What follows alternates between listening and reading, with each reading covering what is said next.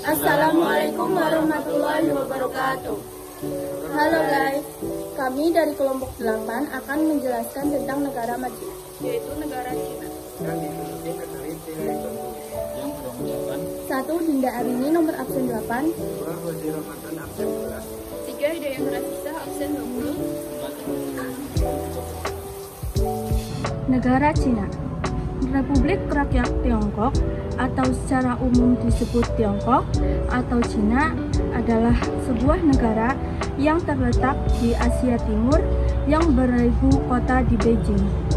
Negara ini memiliki jumlah penduduk terbanyak di dunia dan luas daratan 9,59 juta kilometer persegi, menjadikannya negara ketiga terbesar di dunia. Cina dijuluki sebagai negara tirai bambu karena produksi bambu dari Cina yang cukup terkenal. Bambu Cina atau bambuzat multiplex memiliki kualitas terbaik di seluruh dunia. Bambu tersebut sangat kuat sehingga susah untuk dipatahkan. Selain itu, Cina menganut paham sosialis. 1. Kondisi geografis. Luas 9,597 juta kilometer persegi, tepatnya 9,596,960 kilometer persegi. Letak astronomis, lintang 18 derajat lintang utara sampai 54 derajat lintang utara dan 73 derajat bujur timur sampai 135 derajat bujur timur. 1. Pegunungan Xingling berada di Provinsi Shanxi Selatan di Republik Rakyat Tiongkok dengan ketinggian 3.767 meter. 2. Pegunungan Huanshan terletak di tengah Cina di sebelah timur kota Xi'an di Provinsi Shanxi dengan ketinggian 3.767 meter. 3. Pegunungan Kunlun adalah rangkaian pegunungan terpanjang di Asia, terletak di Provinsi Xinjiang di Tiongkok dan melewati perbatasan Tiongkok-India dengan ketinggian rata-rata 5.500 di atas permukaan laut. 4. Pegunungan Salju Yuan berada di wilayah Yulang, Yunnan dengan ketinggian 3.500 meter. 5. Pegunungan Salju Meli di kota Dekin dengan ketinggian 6.700 km. 1. Gunung Tai berada di kota Tai'an, Provinsi Shandong, Cina dengan ketinggian 1.545 meter. 2. Gunung Kailas di Prefektur Ngari, wilayah otonomi Tibet, Tiongkok dengan ketinggian puncak setinggi 6.638 meter. 3. Gunung Lao terletak di dekat Laut Cina Timur di pesisir tenggara Semenanjung Shandong di Tiongkok dengan ketinggian 1.132,7 meter. 4. Gunung Emei terletak di Leshan, Provinsi Sichuan, Cina dengan ketinggian 3.079 meter di atas permukaan laut. 5. Gunung Xinchen berada di kota Dongjiangyan, Sichuan, Tiongkok dengan ketinggian 1.260 meter. Yang pertama yaitu Danau Silake. Danau Silake adalah sebuah danau air tawar yang berada di Hangzhou, yang luasnya yaitu 6,5 km persegi. Yang kedua yaitu Danau Bosten. Danau Bosten adalah sebuah danau yang berada di wilayah Xinjiang. Danau ini luas di wilayah Xinjiang yang luasnya yaitu 1000 km persegi. Yang ketiga yaitu Danau Dongting. Danau Dongting adalah sebuah danau yang berada di Provinsi Hunan yang luasnya yaitu 2.820 km persegi. Yang keempat yaitu Danau Hulun. Danau Hulun adalah sebuah danau yang berada di wilayah Mongolia Dalam yang luasnya yaitu 2.339 km persegi.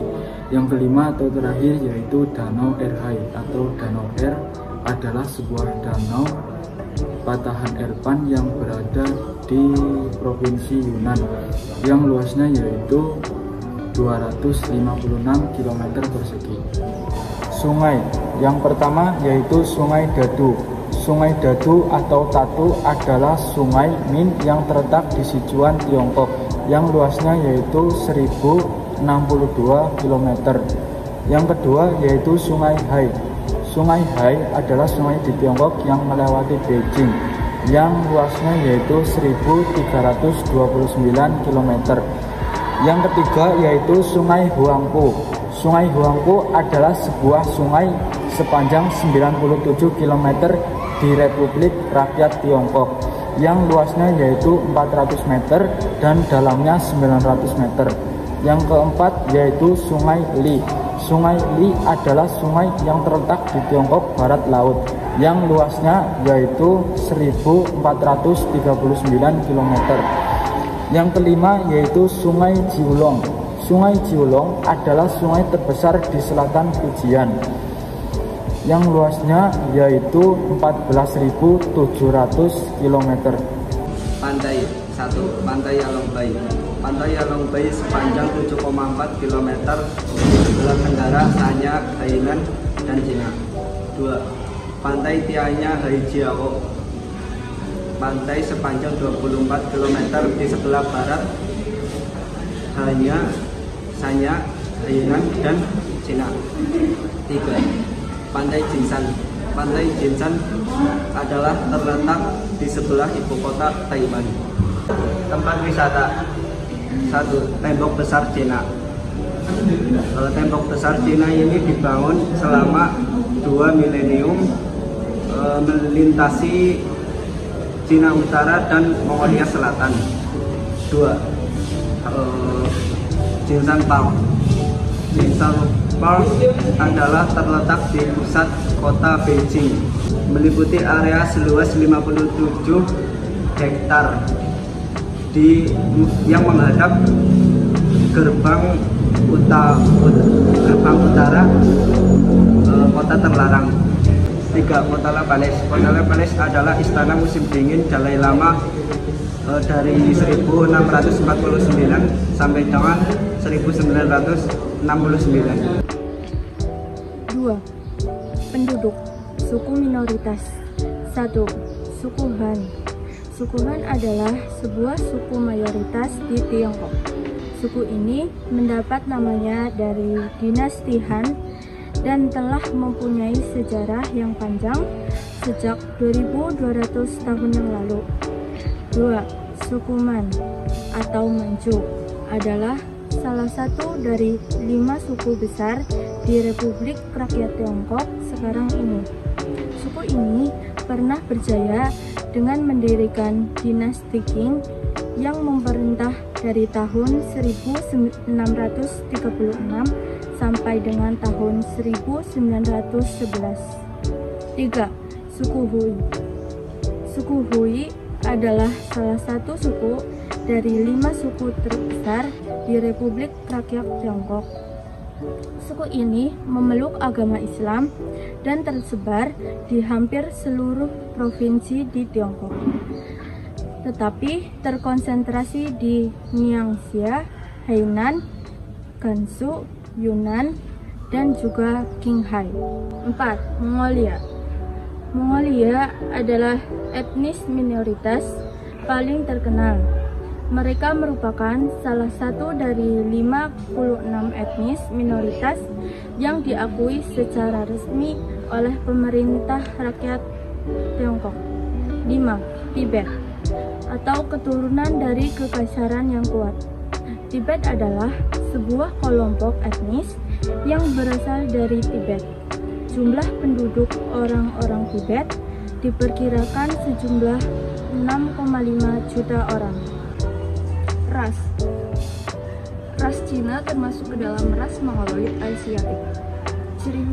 Ciri khas utama yang dilihat dari ras ini adalah rambut berwarna hitam yang lurus,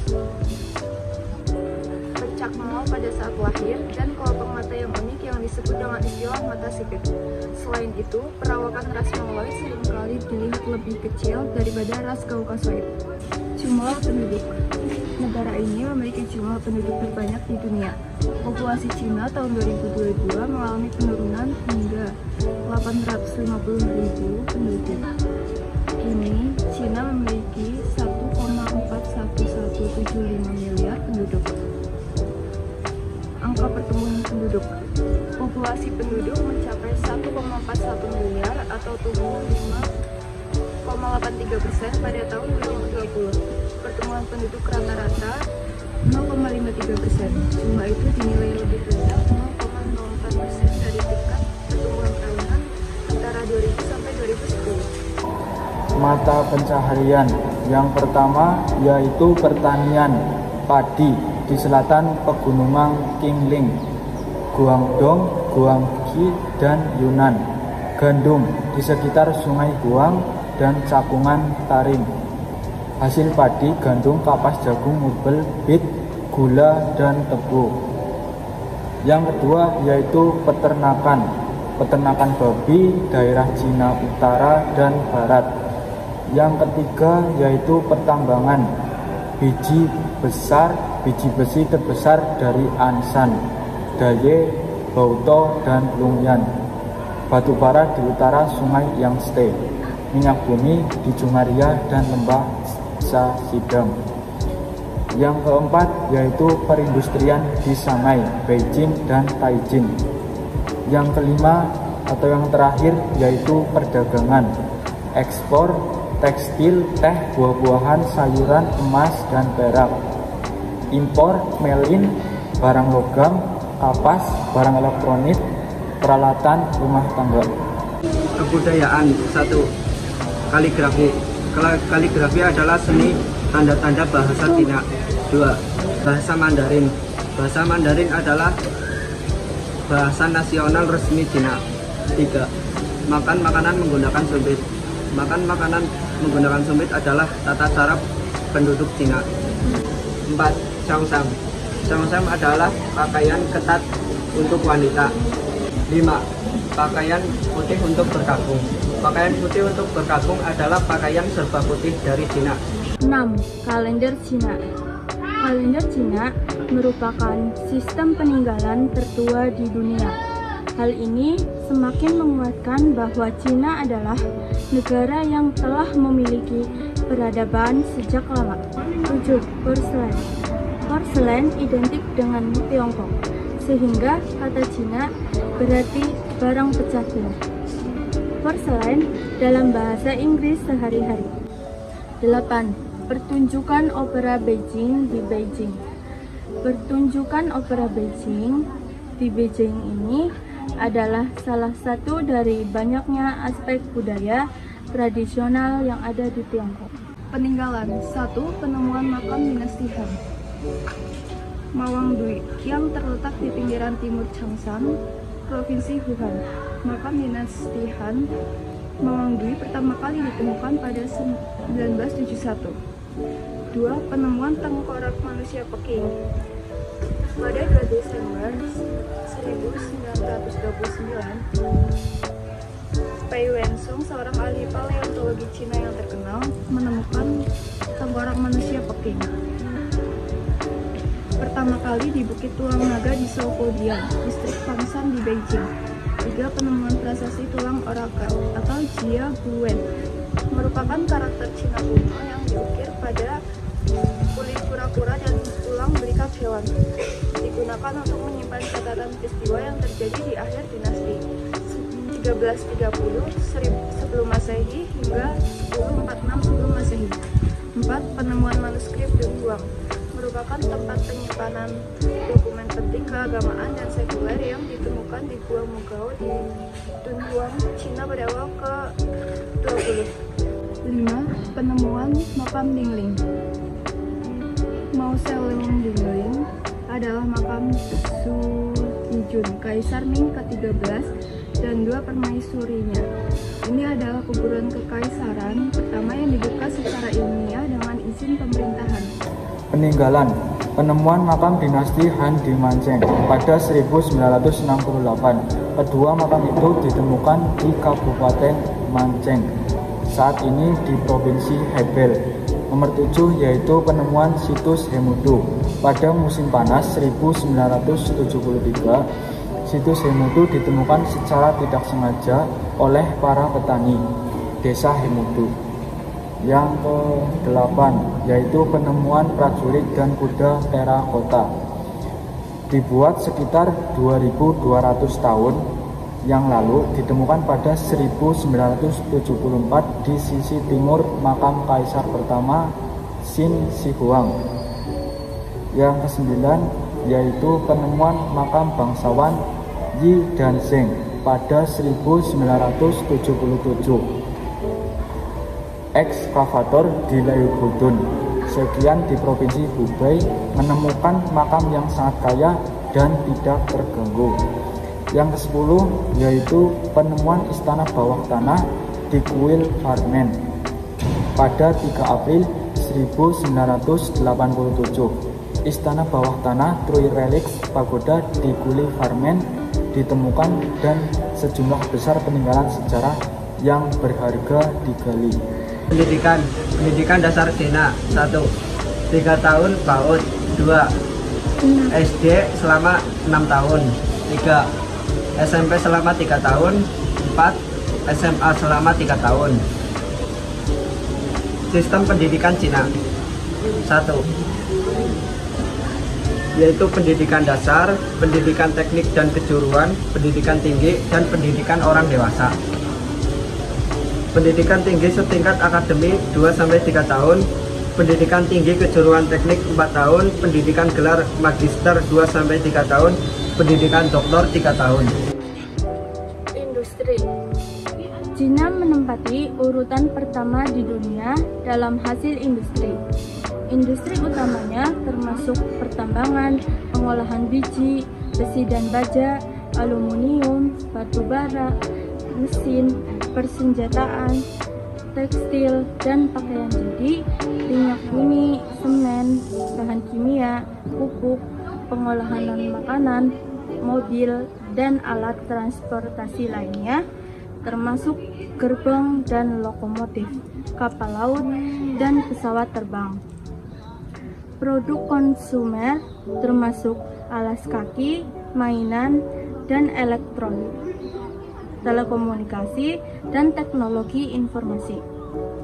Cina telah menjadi tujuan pilihan untuk relokasi fasilitas manufaktur global. Kekuatannya sebagai platform ekspor telah terkontribusi pada pendapatan dan lapangan kerja di Cina. Yang terakhir, ekspor dan impor. Ekspor dilaporkan sebesar 306,1 miliar US dollar. Rekor ini telah naik dibanding sebelumnya, yaitu 295,5 miliar US dollar. Nilai ekspor negara tirai bambu pada 2020 mencapai 2.591,12 miliar US dollar. Komoditas ekspor sebagai penghasil utama beberapa komoditas penting seperti emas, perak, tembaga, batu bara, timah, nikel, aluminium, besi, dan lain-lain. Tujuan ekspor utama adalah Amerika Serikat, Hong Kong, Jepang, Vietnam, dan Korea Selatan. Impor. Untuk impor Cina ke Indonesia rata-rata 485,183 miliar US dollar.